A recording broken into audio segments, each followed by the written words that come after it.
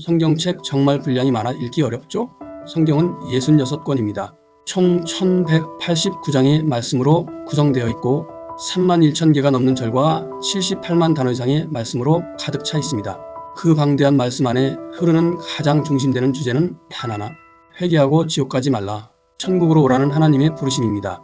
하나님은 단 한 문장으로도 우리에게 말씀하실 수 있지만 그분은 천국에 오라고 지옥을 피하라고 무려 3만 개가 넘는 절과 78만 단어가 넘는 말씀으로 우리를 설득하고 경고하고 격려하고 계십니다. 천국과 지옥은 실제합니다. 그 근거는 성경에 예언된 2,500여 개의 예언 중 2,000여 개가 그대로 이루어졌고 나머지 500개도 이루어지고 있다는 것입니다. 그 많은 예언 중 단 하나도 틀리지 않았다면 아직 우리가 만나지 못한 천국 지옥 이야기도 믿는 것이 상식 아닐까요? 지옥은 상징이 아닙니다. 회개하지 않은 자들이 들어갈 실제 장소입니다. 노아 시대 소돔과 고모라처럼 하나님은 오래 참으시지만 결국 심판하십니다. 회개만이 심판을 피할 수 있는 유일한 길입니다.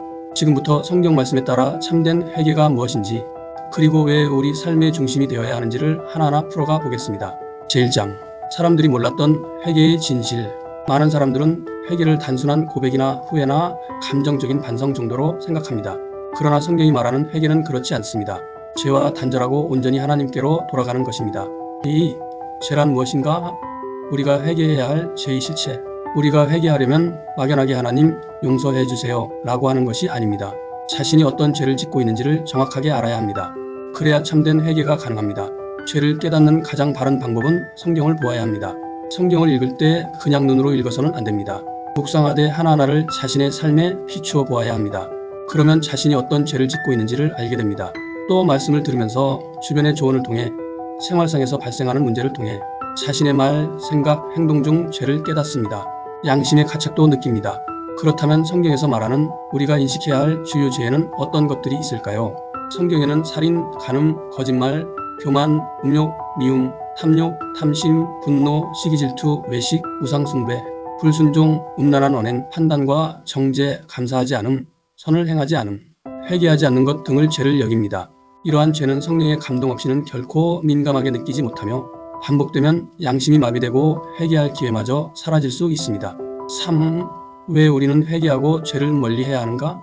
예수님께서 누가복음 13장 3절에서 이렇게 말씀하셨습니다. 너희도 만일 회개하지 아니하면 다 이와 같이 망하리라. 회개한 자만이 죄 없는 깨끗한 몸이 되어 천국에 갈 수 있습니다. 하나님이 거룩하시기에 반드시 죄를 씻은 사람만이 천국에 가서 하나님을 배울 수 있습니다. 회개는 선택이 아닙니다. 생명을 얻기 위한 필수입니다. 4. 죄에 대한 하나님의 마음. 하나님은 정말 죄를 미워하십니다. 그러나 죄가 있다고 해서 곧바로 멸망시키지 않습니다. 하나님의 성품은 구약에 잘 드러납니다. 하나님께서는 하나님을 순종하지 않고 우상을 섬긴 이스라엘을 징계를 하셨지만 버리지 않으시고 다시 품으십니다. 참고 또 참고 용서하고 또 용서하셨습니다. 하나님은 선지자 호세아에게 음란한 고멜을 아내로 맞이하게 합니다. 고멜은 반복하여 음란을 행합니다. 그러나 호세아는 바람난 고멜을 반복하여 용서하고 품습니다. 고멜을 사랑하는 호세아의 마음이 얼마나 찢어지는 아픔이 있었을까요? 지금 세상과 짝하여 우리를 바라보는 하나님은 바로 그 심정입니다. 우리가 사탄에게 속아 하나님을 거역하는 모습을 보시고 심장이 찢어집니다. 그러므로 내가 가시로 그 길을 막으며 담을 쌓아 그로 그 길을 찾지 못하게 하리니, 바알신과 죄를 좇는 이스라엘을 향해 하나님은 직접 가시 울타리를 두르셨습니다. 하나님은 이와 같이 우리가 죄를 가까이 하지 못하게 하시려고 애절한 마음을 갖고 계십니다. 자식이 잘못된 길로 길을 자식 몰래 막는 그 심정 경험해 보셨을까요? 5. 끝까지 참고 기다리시는 하나님. 하나님은 죄 속에 빠져 타락한 생활을 하는 우리를 곧바로 멸망시키지 않습니다. 멸망시킬 것이라고 다짐했다가 다시 거두고 또 거두십니다. 앞서 소개한 호세아는 하나님이 사랑하는 자녀를 위해 얼마나 오래 참고 기다리시는지를 보여주는 사랑의 이야기입니다. 하나님은 심판하기 전에 우리가 회개하고 회복하기를 원하십니다. 그분이 능력이 없어 심판을 안 하거나 미루시는 것이 아닙니다. 우리가 회개하고 돌아오기를 간절히 기다리는 것입니다.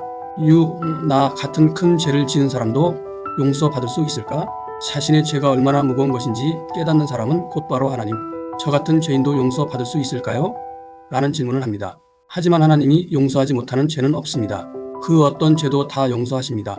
성경에는 가늠하다 현장에서 잡힌 여인도 용서하셨고 십자가 우편의 강도도 용서했습니다. 다윗은 어땠을까요?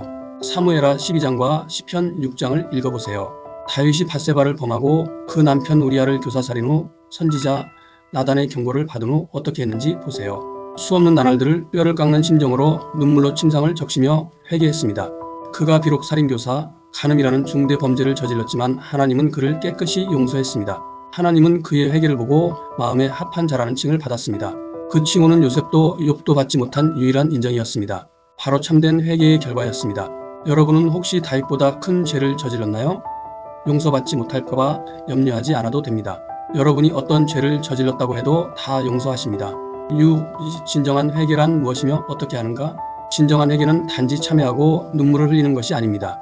하나님 앞에 자신의 죄를 낱낱이 자백하고 죄를 끊겠다고 결단하는 것입니다. 우리가 죄를 끊겠다고 결단을 하면 하나님도 용서하시기로 결단을 하십니다. 이런 자에게 하나님은 죄를 사해 주신다고 분명하게 약속하셨습니다. 이처럼 참된 회개를 하는 사람은 먼저 죄와 단절하겠다는 결단을 합니다. 그러나 결단 후에도 유혹은 반드시 밀려옵니다. 진리의 유혹을 물리치는 방법. 죄와 완전히 단절하는 참된 회개는 그리 쉬운 것이 아닙니다. 사탄이 끊임없는 유혹을 던집니다. 우리 생활 가운데 보암직하고 먹음직하고 탐스러운 것이 얼마나 많습니까? 사탄은 우리 앞에 끊임없이 선악과를 들이댑니다. 그러나 선악과를 따 먹으면 멸망입니다. 한 번쯤은 안 될까? 여기까지는 하면 안 될까? 라고 생각하고 단절하지 않으면 수렁으로 한 발 한 발 점점 더 빠져들어갑니다. 죄를 끊겠다고 결단한 사람은 유혹이 올 때에 그것이 바로 사탄의 시험임을 알 수 있습니다. 그것이 사탄의 시험임을 알아차렸을 땐 일단 그 유혹이 영향을 미칠 상황을 피합니다. 삶의 특성상 피할 수 없는 상황도 있습니다. 이때는 기도합니다. 유혹을 물리쳐 달라고 기도합니다. 강하게 다가올 땐 예수님 이름으로 명하는 것입니다. 사탄아 물러가라 하고 말입니다. 예수님처럼 합니다. 그러면 하나님은 다양한 방법으로 유혹을 물리쳐 주십니다. 믿기지 않더라도 한번 그대로 해보세요. 됩니다. 이처럼 인간의 의지로는 안 될 때 하나님께 간절히 도움을 구합니다. 자신이 죄를 끊겠다는 의지를 분명하게 가지고 기도하면 반드시 도와주십니다. 이는 하나님의 약속입니다. 그것은 내가 하나님을 사랑하는 정도, 그리고 죄를 끊겠다고 결단하는 크기에 비례하여 하나님도 역사하십니다. 죄를 끊지 못하는 책임을 하나님께 돌리면 안 됩니다. 자신의 의지가 약한 것입니다. 정말 죄를 끊겠다는 의지가 분명하다면 이렇게 기도해 보세요. 제가 만약 죄를 끊지 못한다면 저를 데려기 주세요라고 말입니다. 이런 기도는 결단 없이는 못합니다. 그러면 반드시 들어주십니다. 8. 회개의 열매. 자신의 의지와 하나님의 도우심이 만나면 반드시 죄를 끊게 됩니다. 이전에 좋았던 각종 선악과들이 이후로는 구역질이 납니다. 근처에는 가기도 싫어집니다. 어떻게 될까요? 죄 자체가 싫어지니 더는 발버둥 칠 이유가 없어집니다. 자신이 과거 모습이 완전히 달라져 있음을 알게 됩니다. 성경이 말하는 성령의 열매와 경건의 능력이 나타납니다. 하나님 말씀 지키는 것이 멍해가 아니고 즐거움이고 행복이고 기쁨이 됩니다. 세상 쾌락은 말할 것 없고 부와 명예와 시기와 질투와 교만이 사라집니다. 누굴 만나든 선하게 대하게 됩니다. 이 열매를 꼭 체험하시길 기원합니다. 9. 회개한 자에게 나타나는 7가지 열매. 1. 죄를 혐오하게 됨. 2. 거룩함을 추구하게 됨. 3. 선한 행실을 따르게 됨. 4. 원수까지도 용서하게 됨. 5. 말씀에 순종하는 삶을 살게 됨. 6. 회개의 삶을 지켜가게 됨. 7. 하나님을 뜨겁게 사랑하게 됨. 8. 성령의 9가지 열매가 나타남. 9. 경건의 능력이 나타남. 이는 다윗의 고백에서 잘 나타납니다. 그는 죄로 인한 고통을 겪으면서 깨달은 것이 있다고 고백합니다. 내가 고난당하기 전에는 그릇 행하였더니 이제는 주의 말씀을 지키나이다. 회개란 바로 그런 것입니다. 이 열매들은 우리가 진정으로 회개하고 구원받았음을 증명하는 삶의 증거입니다. 혹시 이 9가지 열매를 들으며 숨이 막힐 것 같다는 느낌이 들지 않나요? 맞습니다. 저도 경험하기 전에는 그랬습니다. 하지만 숨이 막히는 것이 아니고 자유를 얻게 됩니다. 조금도 어렵지 않습니다. 하나님이 도와주시기 때문입니다. 10. 회개한 자와 회개하지 않은 자의 결말. 다윗은 회개했고 회복되었습니다. 그러나 사울은 변명만 하다가 버림받았습니다. 가룟 유다는 후회는 했지만 회개하지 않고 멸망했습니다. 반면 베드로는 통곡하며 회개했고 사도로 회복되었습니다. 11. 회개 없는 신앙은 무의미합니다. 현대 교회는 회개보다 물질과 위로와 마음의 평안을 강조합니다. 믿기만 하면 구원이라는 편리한 복음이 만연합니다. 하지만 예수님은 첫 일성으로 회개하라 천국이 가까이 왔느니라고 외쳤습니다. 세례 요한의 첫 일성이기도 합니다. 행함이 없는 믿음 즉 회개하지 않는 신앙은 그 자체가 죽은 것이라. 예배, 헌금, 봉사도 회개가 없다면 껍데기일 뿐입니다. 하나님은 형식보다 마음을 원하십니다. 너희는 옷을 찢지 말고 마음을 찢고 여호와께로 돌아오라. 결론. 여러분 지금이 은혜의 시간입니다. 하나님은 오래오랜 또 지금도 여러분이 돌아오기를 기다리십니다.